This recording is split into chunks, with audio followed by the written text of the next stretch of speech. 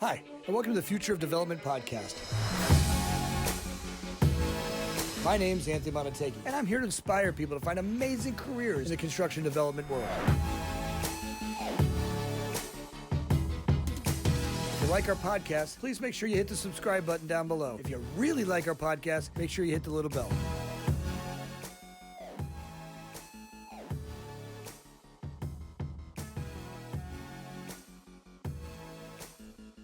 Jeremy, welcome to the show. You know, it's exciting to have you on here. You know, anytime I get to talk about robots in construction, I get all excited. And when Eric and Megan brought this into me, I was like, I got to see this. You know, it's the future of our game, and it really does make it fun to talk about. So, Jeremy, welcome. I'm glad to have you. Thanks, Anthony. I'm glad to talk about it. I certainly enjoy talking about robots. And have for 20 some years, and you know, can't be happier to be on here. That's cool. You know, how did you get into robots? It's when you go back, you know, what was the spark of robotics in your life?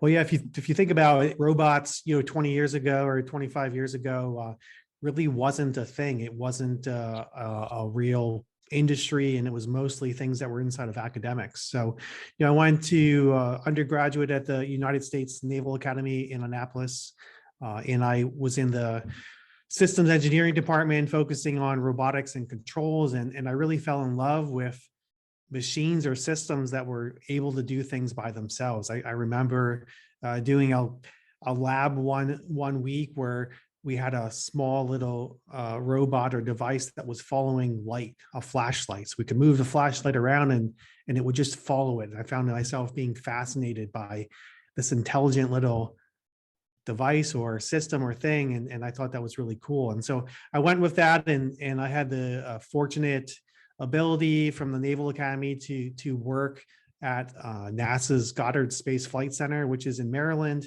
And work on some new concepts for Mars rover technologies. I worked with a great engineer there, and I got to go travel to NASA every Friday during my senior year in college and just work with great engineers and brainstorm and think about the next concepts for you know, planetary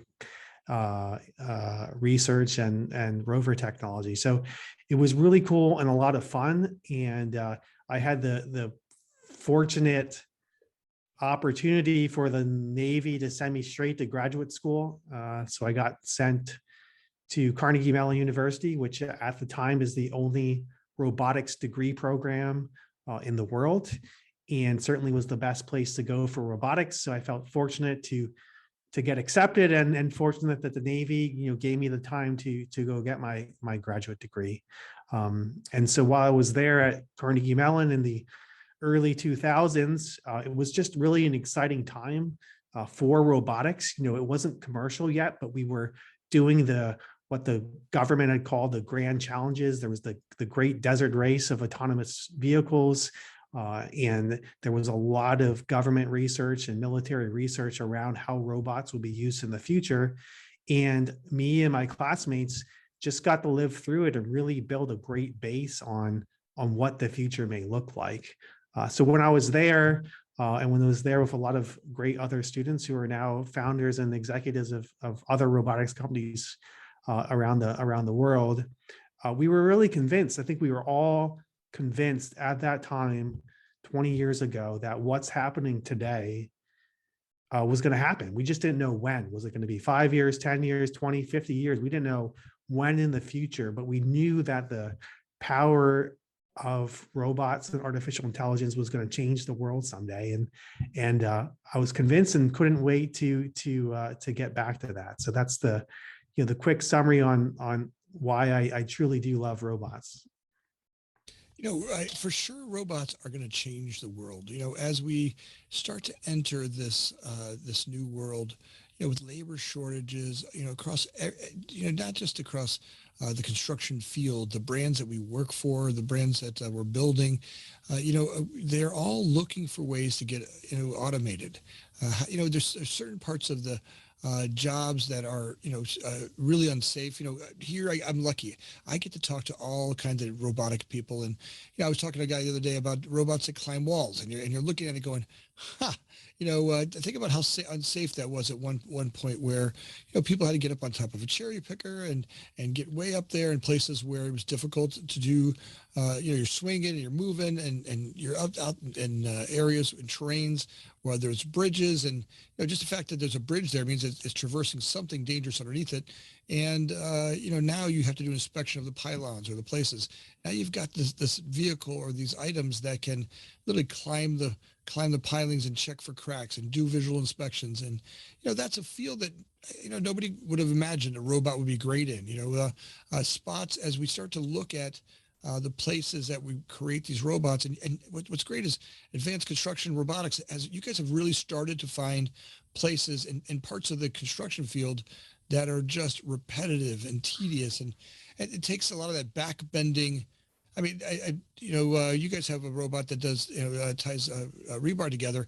That's the most repetitive, strenuous job on any road crews that are out there. That's right. I agree. It's fun to find ways to, it becomes an easy place to go. All right, look, we're going to enter here. Now, as you start to, solve for that problem, right? And, you come together. How did you get into this group? How did you get into advanced construction robotics? Well, so, prior to this job, I was working at Carnegie Mellon University, working on various types of autonomous vehicles. We did, I did autonomous convoying operations for the military, did an autonomous helicopter for the Army, and also actually worked on the first ever autonomous naval ship, which they are taking forward into true operations in these days. So it was very fulfilling to do that.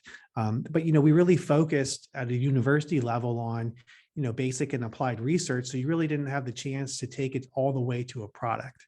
So I was very excited about, taking this technology, making it a product, and really providing real value to customers so that I could look back, and it's just a great sense of satisfaction when you know that you made something that's useful for the world and that will change it. So when I had that in mind, I happened to meet my co-founder. His name is Stephen Muck. He's also the CEO and chairman of Bremen Construction Corporation, which is a heavy civil general contractor in the Mid-Atlantic region. And he shared a vision with me that we really knew or are convinced that robots and artificial intelligence were really going to change construction for the better in the future. So I met him, and as I did my research, my due diligence to decide what industry to go into, I looked at construction, and it was not that hard to find the true, deep, long-rooted issues around labor shortage. For 15 years now, the construction industry has been at a significant labor shortage, and as we know today, we can't go to our local favorite restaurant without waiting a long time because they're short staffed. So the labor shortage problem is growing. And another statistic that really struck me was, I read some articles, and the Wall Street Journal had a great article about 5 years ago at this point, but the productivity rate or the value created per employee for the construction industry is actually one of the lowest and is decreasing. Every other industry is increasing, but construction is decreasing.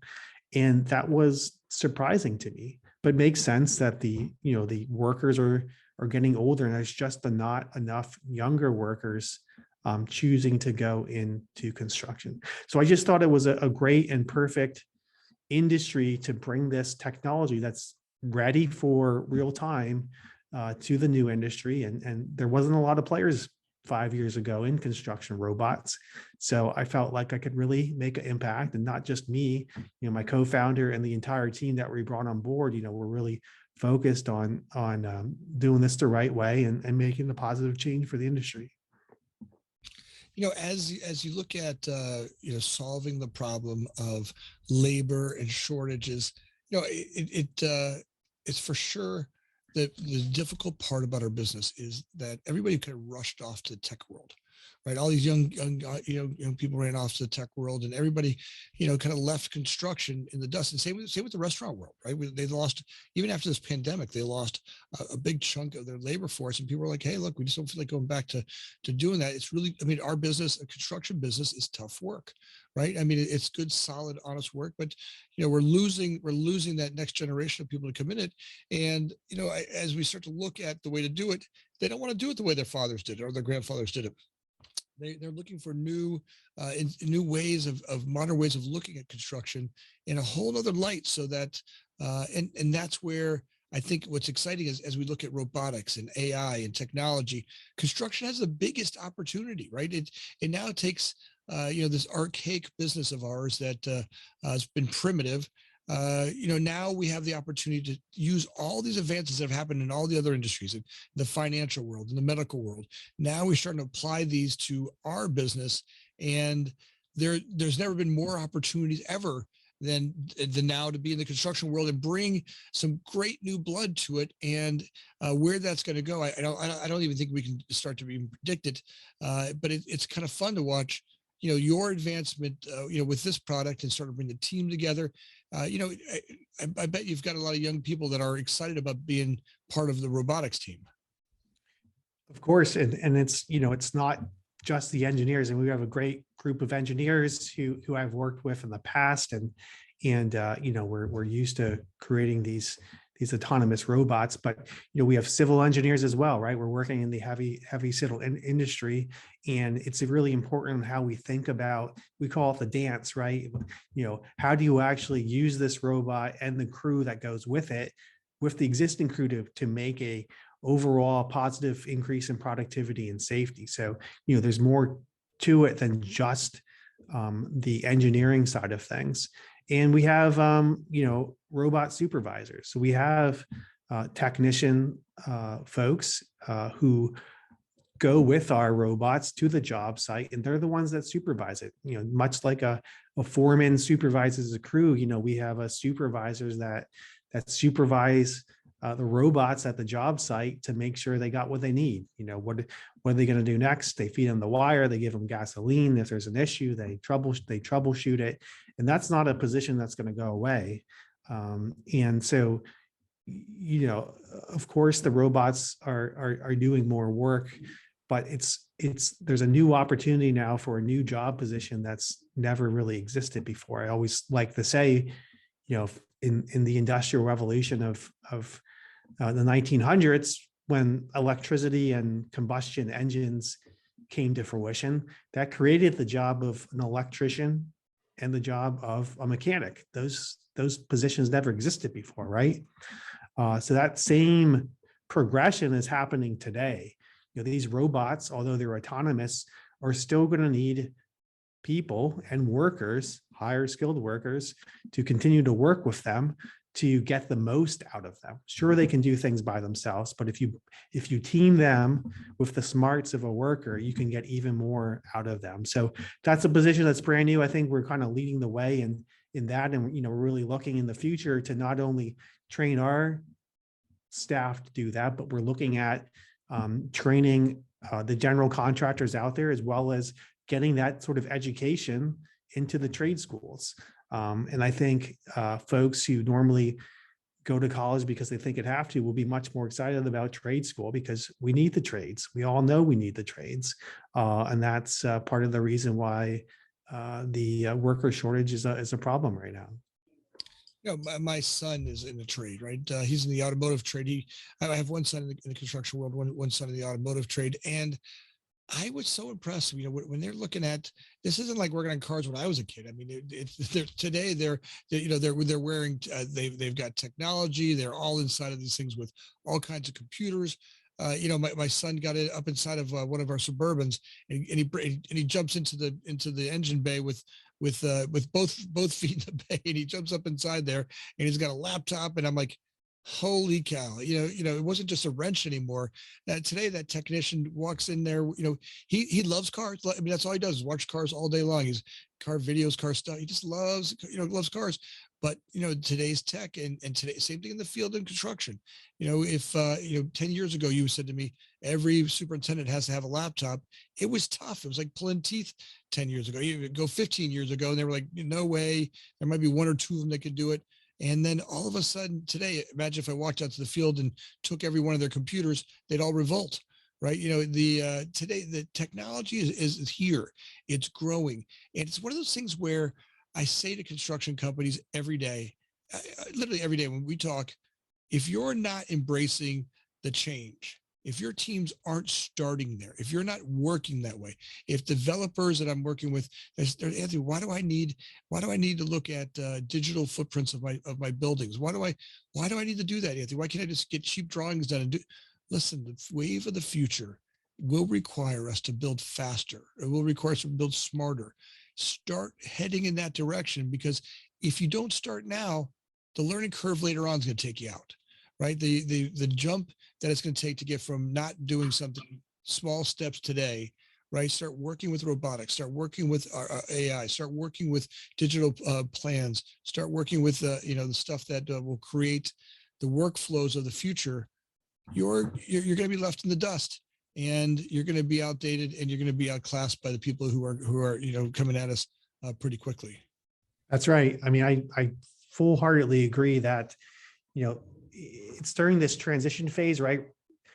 Even before robotics is, coming forward here, there's all of the digital twin and project management software out there that helps you get better. And, people who didn't implement that years ago, right, are falling behind those who have it in operations now. So the same thing is going to be true. It's, your company needs to get used to running robots, because they're not going to go away. Not only are they not going to go away in construction, every single other industry out there, it's going to accelerate in, which really makes it a true revolution. But during this transition period, while robots are still new, players who may not be the market leader, or players who, say for us, are, may do concrete finishing, but don't actually do rebar installation, they have the opportunity to jump into new markets or expand their business by using the increased productivity or the increased schedule savings to just bid more work,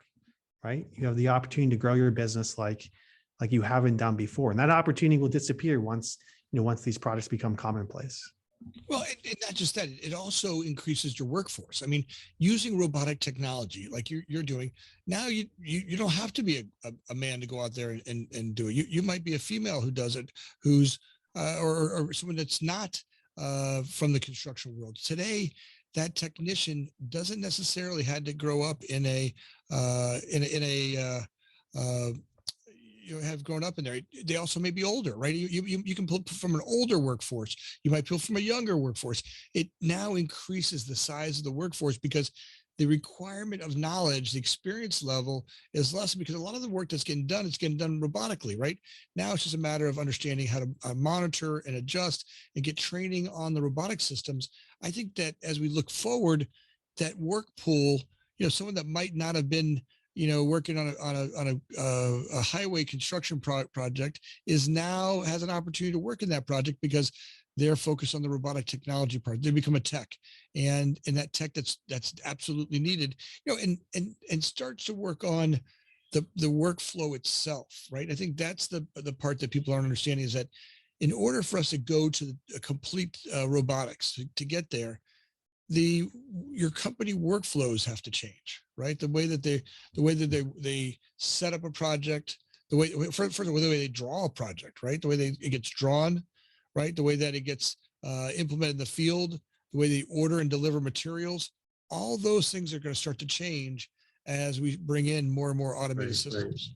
Yeah, I often talk about that because the way I think about it is that we've been focused today on building products and product lines that fit into the current operations of construction. Why? Because that's an easier step for them to not change their construction, and just like we have for our rebar tying robot, they do it the same way, but now a robot can do the bulk tying so that the workers can do the higher value, higher skilled tasks and not have to bend over every day just tying rebar together, which is a really difficult job. And as that progresses, they'll be able to just continue to be safer and get more work done.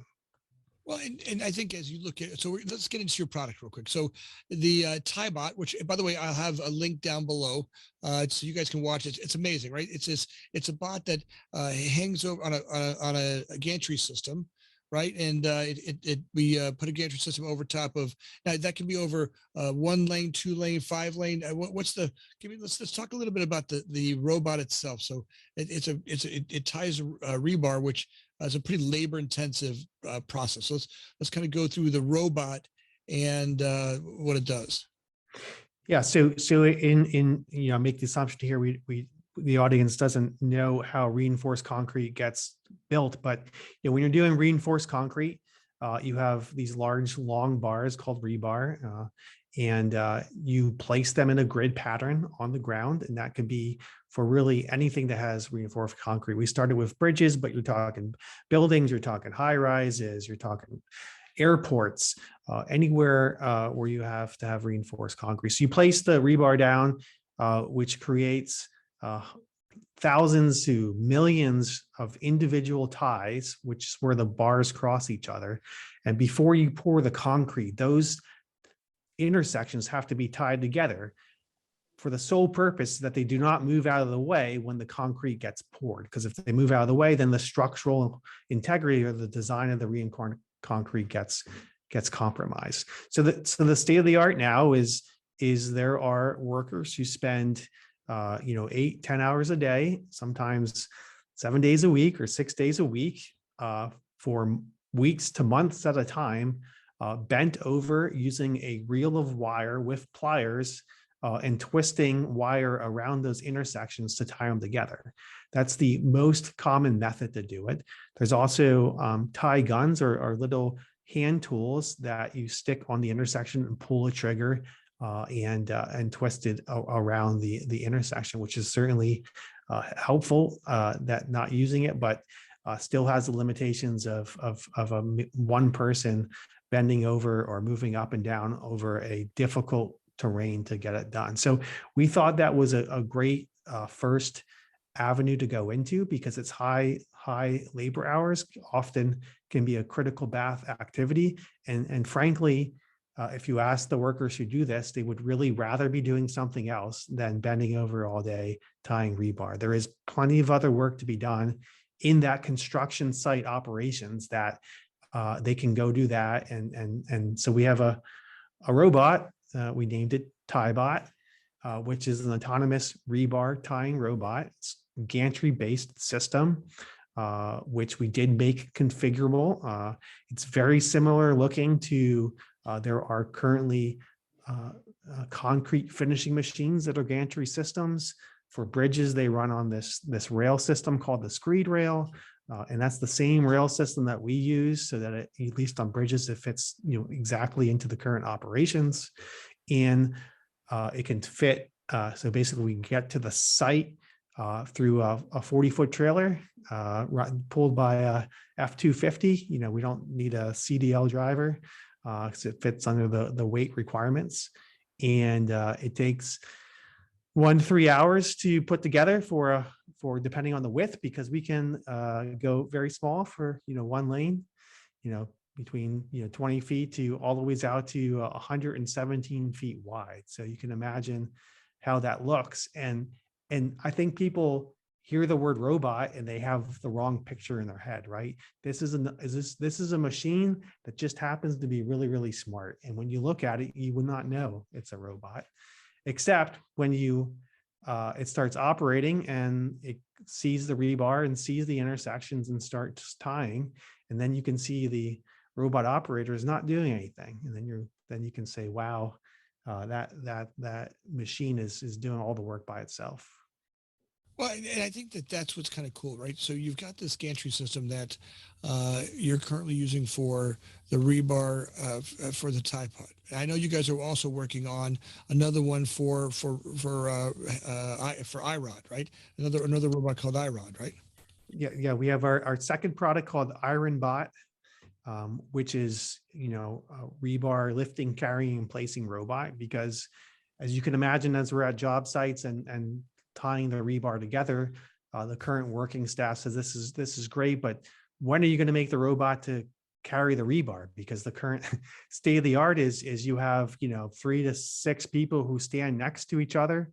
They bend over, they pick up a bar per person plus one for the company, and put it on their shoulders, and they literally hump it, sometimes hundreds of feet from where the stack of rebar is to the location where they're placing it. And then they, in synchronous, bend over and hold the rebar with one hand, and then pull out a single bar with their other hand. And it's it's dangerous and very physically demanding work. So our next product will carry the rebar by itself. We'll have up to 5,000-pound bundles that the robot will carry, and it will place it according to the spacing that's required. And then, of course, TyBot will follow right behind it and tie it together, which, if you look at the most difficult, time-consuming, and strenuous work for rebar installation, both of these robots working as a team together along with the existing crew is going to kill it. The productivity rates are through the roof. And by the way, workers who have been doing this are going to extend their careers. I mean, it's a foregone conclusion that the end of the rod busters and iron workers' careers, that their backs are in bad shape from this difficult labor. Yeah, our business is not an easy one, right? It's not. It's labor intensive. It's difficult. It's unsafe. We're working in very difficult environments. Just oftentimes they're out in places where it's hard to get to. So, from here, you can really see that the system you guys created, as you kind of project it, in the future, you can really continue to see the evolution of what this gantry system could hold on to, right? From the way that it finishes, the way that it pours, the way that the entire process. And I think that there's some neat, you start with one, and as you solve the problem for one, to me, the belief is that once you start inventing things, you're in that mindset, you start to really create other ideas, right? And you continue to, as a company, your excitement level continues to develop, and you guys really do become creators. All the brands that I see, all the guys that I see that are out there working on different robotic systems, it seems to me that, like, you guys keep getting smarter, you keep finding more problems to solve with the same system, and ultimately makes the process that much faster. You're right on. I mean, that is not only true, that is, a critical part and, active decision on how we run the company. So, we started in these markets and with these 2 products, not only to make a difference, but also to, go down the line of creating our standard intellectual property, our software and our designs that we're going to replicate as we move forward to solve more problems. So, as we progress to the next products, our software infrastructure is already in place. Our basic designs are in place, and we have a great team. We have, like I said, civil engineers. We have technicians who are out there doing the job. We have our sales staff. We have our marketing staff. All of them are there to provide feedback from the industry, right? So we're not just static. We're not just assuming we know what we're doing. We make multiple changes to the machine as we get feedback from the industry, and continue to adjust not just the current products, but also the product lines to really be most useful to the industry. That's the fun part, right? You're helping the industry, you're changing it. Oftentimes I hear people say, "Well, no way, you're not going to be able to do that. The field won't allow you to do it. They're not going to allow you to create this, and you're going to take their jobs." I'm telling you, every time I have this conversation, look, no matter what you build in life, there's always going to be a couple of guys that are, they're the Uber drivers, they're the traffic, the taxi drivers to Uber, right? I That's always right. I mean, they're going to hold on to their shield, and like, I know I spent $300,000 on this shield and I'm never letting go of it. And you're like, dude, your house. There's a father who just dropped his kids off at school today, and he's making the same amount of money you are, picking people up and dropping people off with software.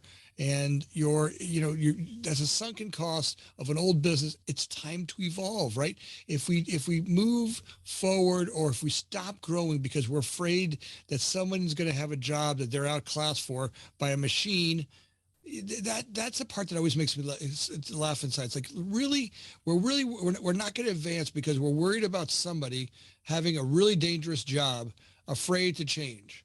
And and I always feel like we have to tiptoe around that conversation, and or people are going to sabotage. Right.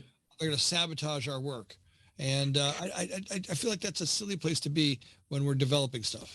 Yeah, I always describe it this way: is that sometime in the 1900s, right? When you're digging a foundation for a new house or new building, you had the crew with shovels and buckets, digging the hole, right? And I'm sure at some point there was a project manager who had to make a decision. So do I continue to use the crew with the buckets, or do I shift and use the steam shovel or the excavator, right?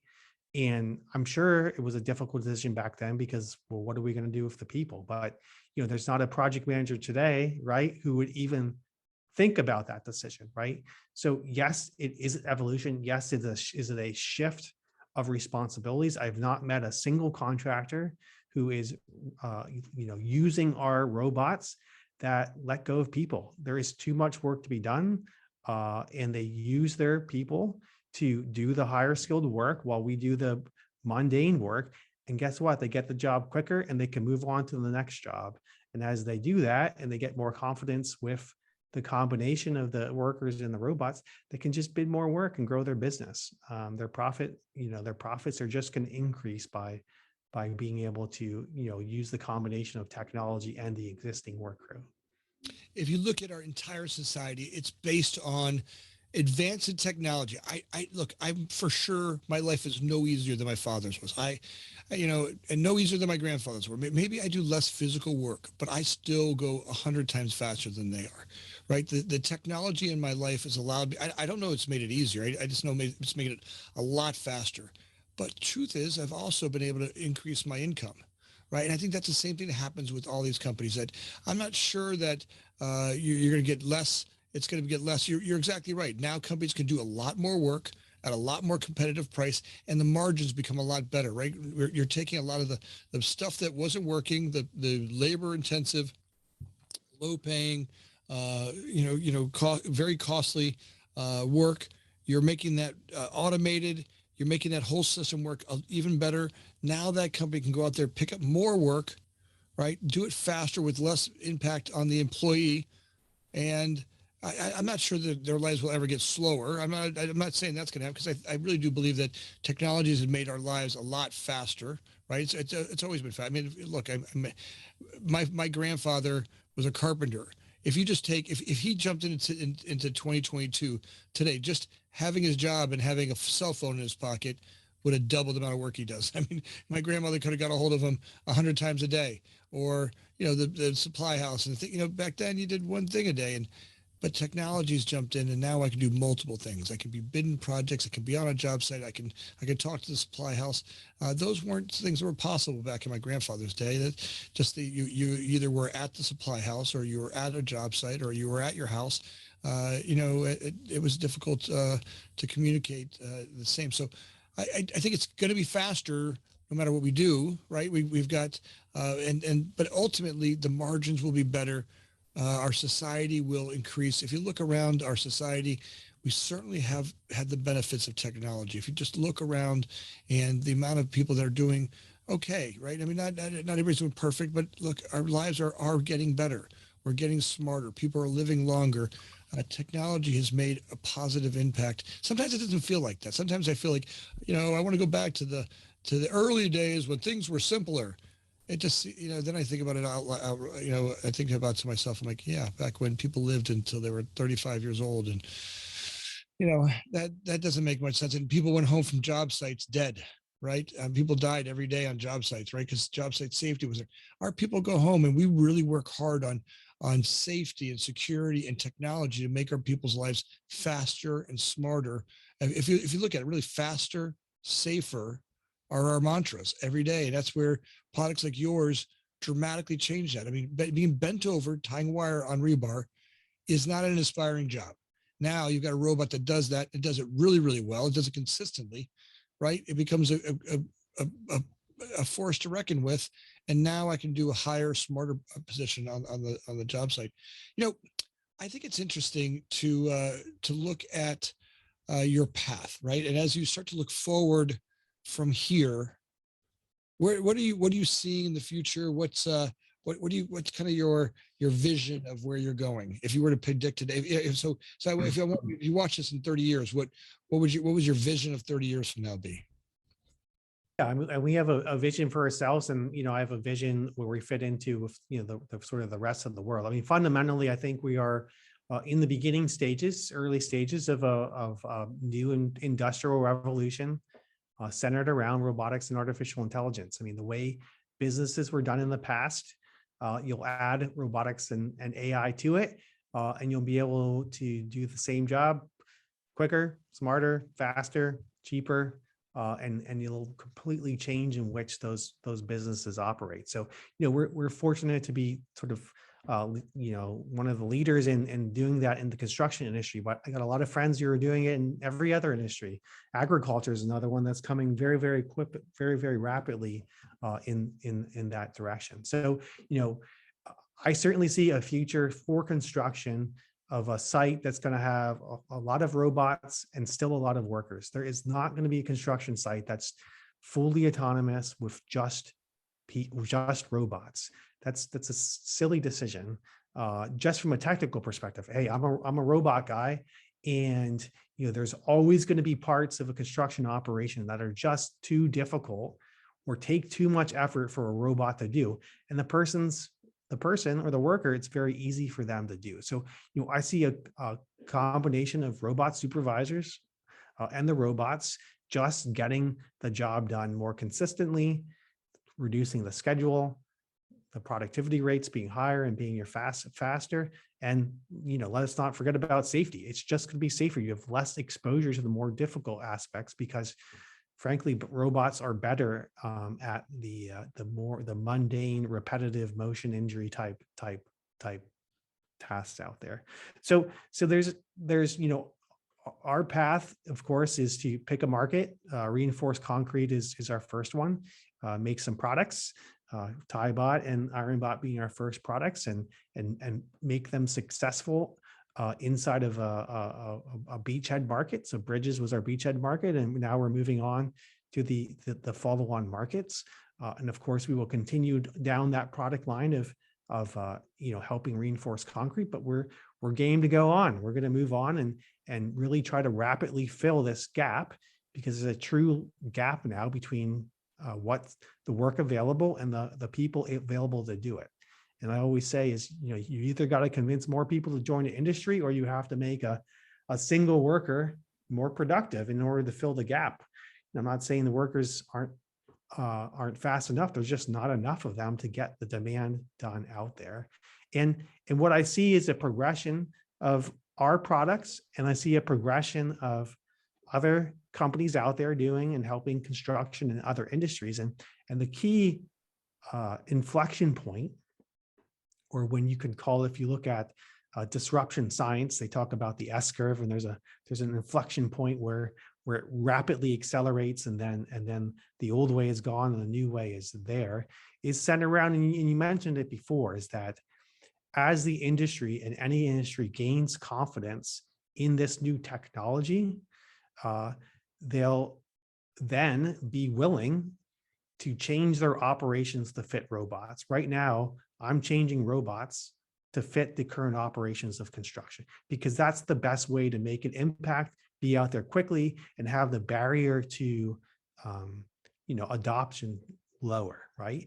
But when at the design level or at the very beginning level, you talk to me first and say, well, how best can I use even my robots today?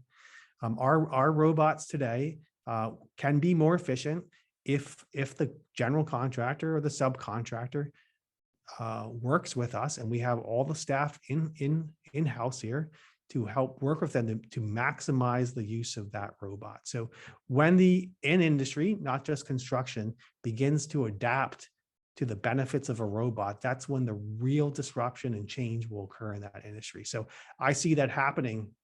Absolutely see that happening. I don't think this is an if, this is a when, and it's really up to the industry on acceptance and really going with it, the early adopters and early majority to take on this new technology. I at least know that the engineers and the entrepreneurs out there are going to bring it, and they're going to keep bringing it for the years to come.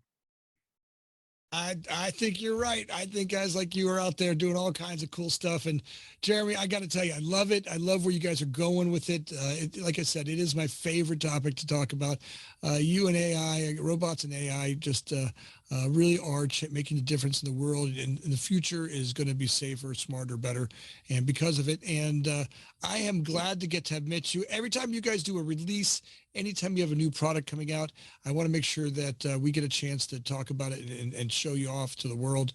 Jeremy, if people want to get a hold of you, what is the best way for them to get a hold of you and buy one of your cool machines, cool robots, and get it on their job sites? Great. Yeah. Just go to our website, www.constructionrobots.com. I'm so happy to get that domain name.